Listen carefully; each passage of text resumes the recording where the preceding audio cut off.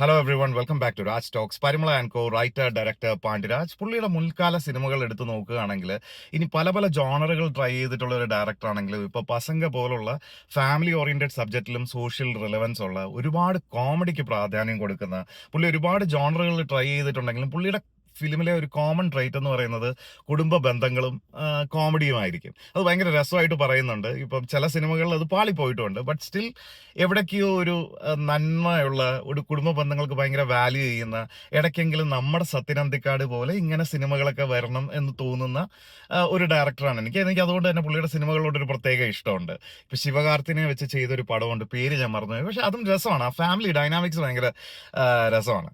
പക്ഷെ ഇതിനേക്കാളൊക്കെ ഉപരി ജയറാമേട്ടനും ഉർവശി ചേച്ചിയും എത്രയോ വർഷങ്ങൾക്ക് ശേഷം ഒന്നിച്ചു വരുന്ന സിനിമ, ഇതിന്റെ ട്രെയിലർ തന്നൊരു ഇമ്പാക്ട്, ഇവർ ഇതിന്റെ പ്രൊമോഷൻ വർക്കിലൂടെ നേടിയെടുത്തൊരു വിശ്വാസം, അങ്ങനെയൊക്കെ ഒരു ഹൈ എക്സ്പെക്ടേഷനോട് കൂടി വന്ന് കണ്ട സിനിമ വളരെ ചുരുങ്ങിയ വാക്കുകളിൽ പറയുകയാണെങ്കിൽ എന്നെ സംബന്ധിച്ചോളം ഭയങ്കര ലെറ്റ് ഡൗൺ ആയിരുന്നു.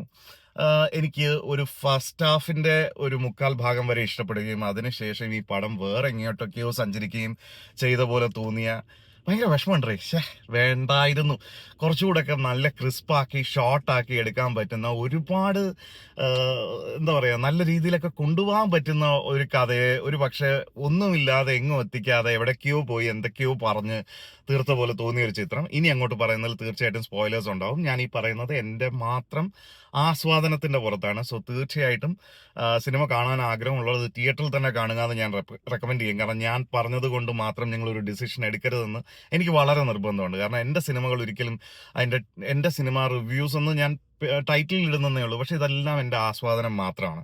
അത് ജസ്റ്റ് ആദ്യമേ പറഞ്ഞു വെക്കുന്നു. സോ ഇനി അങ്ങോട്ട് പറയുന്നതിൽ ചെറിയ രീതിയിൽ സ്പോയിലേഴ്സ് ഉണ്ടാവും. ജയറാമേട്ടനും ഉർവശി ചേച്ചിയും അവർ രണ്ടുപേരുടെ മക്കളടങ്ങുന്ന ഒരു കുടുംബം ഭയങ്കര രസമാണ്. ദൃശ്യം റെഫറൻസ് എല്ലാം ഓൾറെഡി നമ്മൾ ട്രെയിലറിൽ കണ്ടിട്ടുണ്ട്. ഇവർക്ക് ഒരു പിവറ്റലായ ഒരു ടൈമിൽ ഒരു കൊലപാതകം ഇവർ ചെയ്യുന്നു എന്നുള്ള രീതിയിൽ ഇവർക്ക് തമ്മിൽ തന്നെ സംശയം തോന്നുന്നു. ഒരുപാട് ക്യാരക്ടേഴ്സിലേക്ക് ഈ സംശയം നീളുന്നു. അതൊക്കെ വളരെ ബ്രില്യൻ്റ് ആയിട്ട് അത്യാവശ്യം ആദ്യത്തെ ഒരു മുക്കാൽ ഭാഗം കൊണ്ട് ഇവരത് എക്സിക്യൂട്ട് ചെയ്യുന്നുണ്ട്. അതിനുശേഷം ഈ കഥയിലേക്ക് നമ്മൾ ഉദ്ദേശിക്കുന്ന ഒരു ഇൻട്രോഗേഷൻ സീൻ, അത് ചിലപ്പം ആദ്യത്തെ മുക്കാൽ ഭാഗം കഴിഞ്ഞിട്ട് നടക്കുമെന്ന് വിചാരിക്കുന്നു, ഇന്റർവെലിന് തൊട്ട് മുമ്പായിരിക്കും ആ സീൻ എന്ന് വിചാരിക്കുന്നു. അത് കൊണ്ടുവന്ന് ക്ലൈമാക്സിൽ പ്ലേസ് ചെയ്യുന്നിടം വരെ ഈ പടം ഒരു പോക്കുണ്ട്. അത് പാലക്കാട്ടോട്ട് പോകുന്നുണ്ട്. അവിടെ ഇവിടെയൊക്കെ കറങ്ങിത്തിരിഞ്ഞ് ഒരു ബന്ധവുമില്ലാതെ ഇവർ ആദ്യത്തെ ഭാഗത്ത് ചെയ്തു വെച്ചിരിക്കുന്ന കോമഡി തന്നെ വീണ്ടും റിപ്പീറ്റ് ചെയ്ത് ചില സീനുകളൊക്കെ ഏച്ചുകെട്ടലായി. ഉർവശി ചേച്ചിയൊക്കെ എന്താ പറയുക, ഞാൻ പുള്ളിക്കാരിയെ വെറുത്തിട്ടുള്ള ആകെ ഒരു പെർഫോമൻസ് എന്ന് പറയുന്നത് കേശു ഈ വീടിന്റെ നാഥനോ ഐശ്വര്യോ എന്ന് പറഞ്ഞ പടത്തിലെ പുള്ളിക്കാരിയുടെ ആ ക്യാരക്ടർ എനിക്ക് ഭയങ്കര വെറുപ്പാണ്. അപ്പൊ ഞാൻ വിചാരിച്ചു ഒരു ഉർവശി ചേച്ചിയെ പോലെ ഒരു ആർട്ടിസ്റ്റിനെ കിട്ടിയിട്ട് ആ ക്യാരക്ടർ വെറുപ്പിക്കണമെങ്കിൽ അതിനൊരു പ്രത്യേക കഴിവ് വേണമെന്ന് തോന്നിയതാണ്.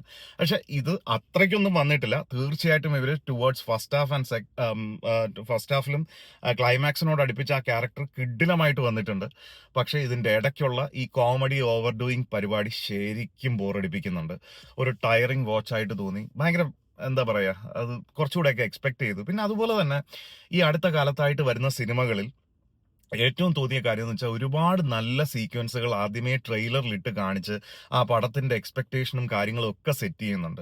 ഒരു പക്ഷെ അതും ഒരു പോരായ്മയാണെന്ന് തോന്നുന്നു. കാരണം ഇപ്പൊ ബ്ലാസ്റ്റിലാണെങ്കിലും അതിന്റെ മെയിൻ സർപ്രൈസുകളെല്ലാം പുറത്ത് വിട്ടിട്ടുണ്ട്. ആദ്യമേ ട്രെയിലറിൽ തന്നെ നമുക്കത് കിട്ടുന്നുണ്ട്.